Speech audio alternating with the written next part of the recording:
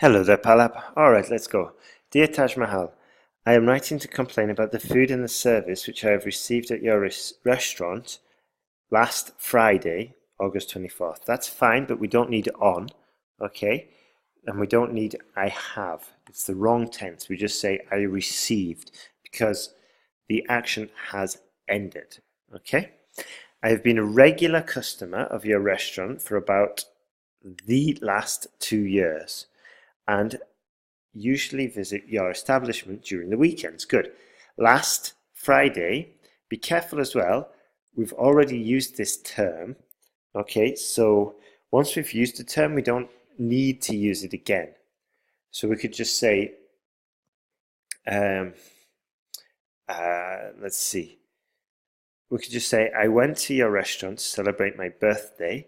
Although I had booked a table for 6 people, the waiter did not reserve any table for us. This is a really good sentence. Well done for using the conjunction there. Although, so that's good. After waiting almost half an hour, we were offered a table. But when the food came, we noticed that it was undercooked. Okay, because we've already said food once, and it's more natural just to use the demonstrative pronoun. So I told, because it's finished, so I told the waiter that I feel insulted because of the whole situation. However, nobody paid heed to my complaint. So to pay heed is not something that we would usually use for like modern correspondence, okay? And it's not appropriate in this kind of letter. So I wouldn't worry about that. So it's more like it's better if you say, however, nobody paid any attention to my complaint. Obviously, I am extremely disappointed with the situation, and I would like you to give me a full refund. I've enclosed the receipt, full stop. Good. Here would have been a good opportunity to say full stop there, and then please find attached the receipt from please find attached the original receipt from the said night, okay, or from this evening. Because not only did I get poor service, but the food was undercooked. I would be highly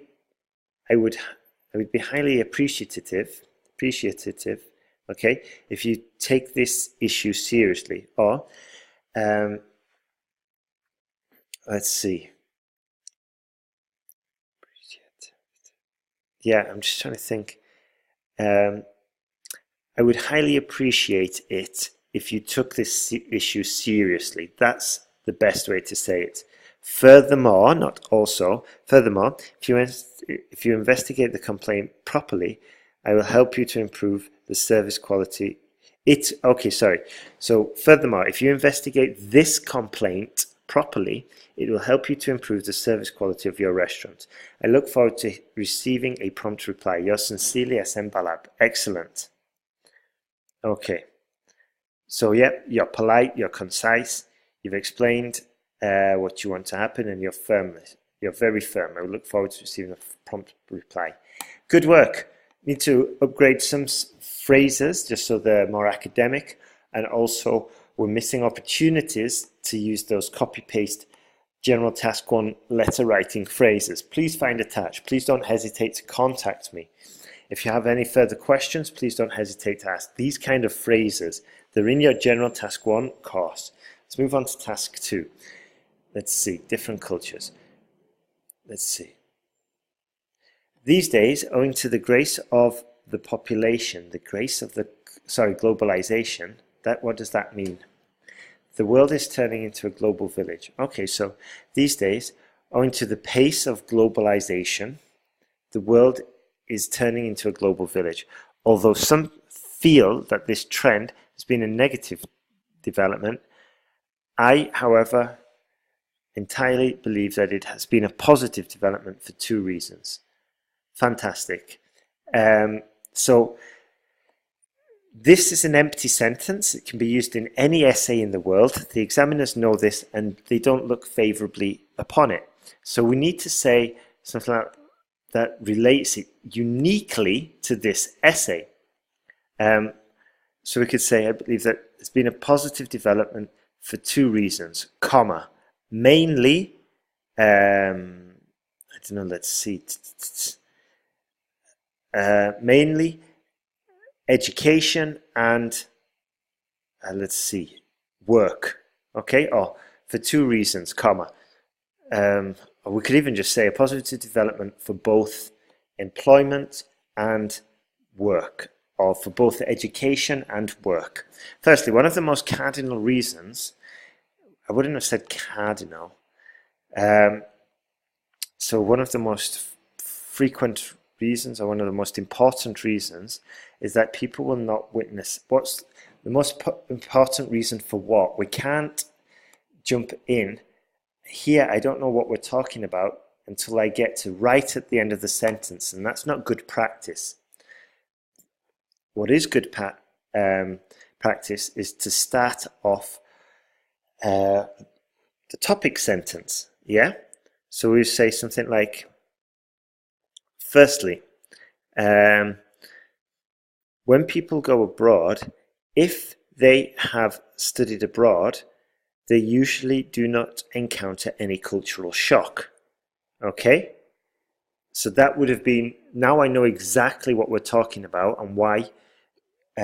Firstly, yeah, now I know exactly what we're talking about. I don't have to wait till the end. Earlier, when people emigrated from their homeland or went to another country to pursue higher education, they usually experienced cultural shock, since many of them did not have any idea about foreign cultures. Good. By the help of the internet and globalization, we don't need the. Now many people are familiar with those creeds and cultures, with new creeds and cultures. If you're saying those, we're referring to specific ones you mentioned in the past of your paragraph or your essay, but we didn't even mention them then. We just mentioned them very vaguely. So again, we're not going to say those specific creeds and cultures. We're just going to say generally with creeds and cultures. Yeah, people are familiar with creeds and new creeds and cultures, foreign creeds and cultures. Okay. If, for example, students from Asian countries go to North American countries to get tertiary education, so countries, countries, countries, we're repeating it. So what could we say instead? We could have just said go to North America. Yeah, that's fine. Or we could even just say from Asia. All right. So if, for example, students from Asia go to North America to get tertiary education, they will not be confronted with any cultural barrier as they watch foreign films, TV channels, and use the internet. Okay, good. But I would prefer it if you followed the template, if you followed the structure, because it just makes it a bit easier for you to write, and it's easier for the examiner to follow. Okay. The most conspicuous reason is that it's not conspicuous. So we've kind of got that structure twice now. The most something. We only need it once to score points. And also it's because we keep using it, we're forcing it to use sort of like unnatural words. And also we've got a similar issue as before. So let's go. We could just say, secondly, what is it now? Okay. Secondly, globalization is improving the cultural blend and expanding many scopes. Okay, I know now, and I know that this paragraph is about globalization and not that this cultural blend. Okay, we need to talk about the globalization blend or cultures. Yeah.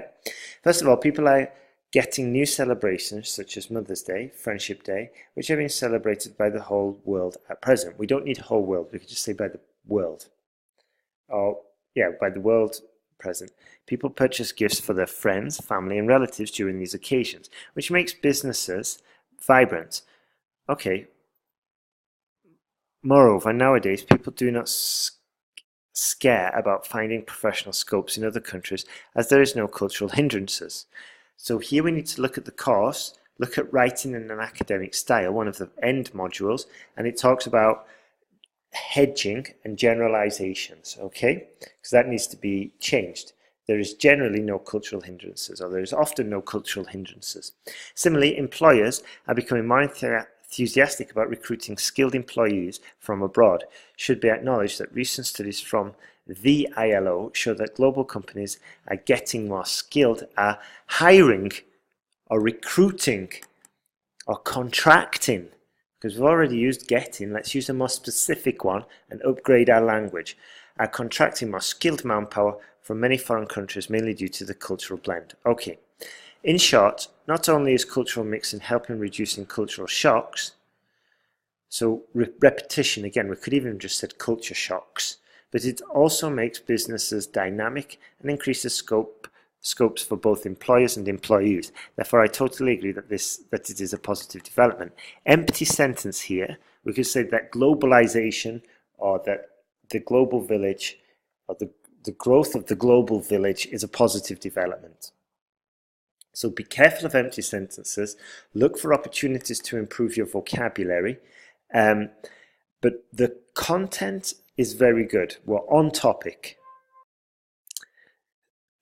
We just need to work on the vocabulary, and also I think you'll see a big improvement if you use the structure in your online course. Okay, so let's keep on improving. You know what I need now. I want you to implement all the corrections. Then I want you to make a list of all the mistakes that you've made previously. Then when you write your 2 new essays, check them for mistakes you've made before, and then send me back your 2 new essays with your error list and with your corrected essays, okay? And remember to check your new essays for mistakes you've made before, because that's a quick and fast way to improve your work. Okay, Pallab, have a great day, and thank you.